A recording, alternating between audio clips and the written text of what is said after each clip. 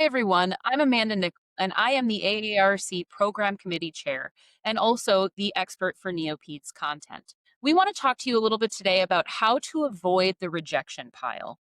And we want to make sure that we can share some insider knowledge from a program committee perspective on why certain proposals just don't make the cut.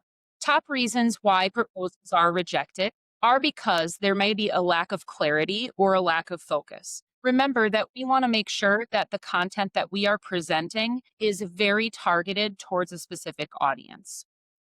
It's also possible that either learning objectives aren't clearly defined or perhaps they weren't even included at all. So please be sure that you are spent time developing those learning objectives. It is also possible that topic was recently covered or the topic is outdated. And so again, we want to make sure that you are looking towards recent conference agendas and sorting through to see if your topic has been covered in great detail in the past versus something that's really new and relevant and novel. So be selective in trying to decide on content that you put forward. It's also possible that because a topic is so popular, there are many, many, many submissions on the same topic. And so you can understand that it makes it very difficult to include every one of those proposals on the agenda. Chances are we're only going to select one speaker to cover a given topic. It's also possible that the topic is very niche or about one institution's experience, and it's unclear how that topic is going to be applicable to an audience of 50 RTs or more. And so you want to make sure that you are demonstrating how this topic is going to be relevant to a large, broad audience. We also want to make sure that you're sharing up-to-date scientific evidence.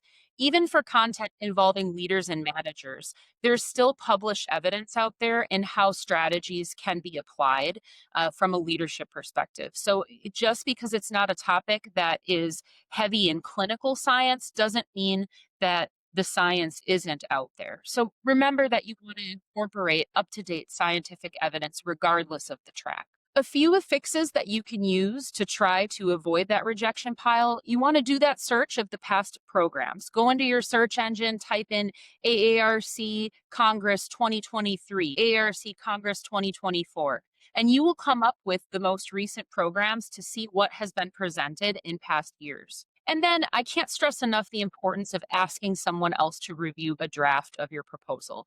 This could be a colleague within your own institution, perhaps a physician that you work with, maybe your specialty section chair. They will be able to help guide you and give you feedback, as well as do some basic editing and catch the little grammatical and typo errors that you may have missed in the submission process. Another quick tip I have is please don't take it personally. We really have a lot of submissions each and every year, hundreds, as a matter of fact. And we've all been rejected at some point. I still get rejected every single year. So please know that it is not a personal attack on your individual knowledge or expertise. It is a competitive process. And if you don't make it one year, please, please, please try again. And also consider Speaker Academy if you are a new speaker at Congress. We hope that you find this information helpful, and we look forward to reviewing your submissions.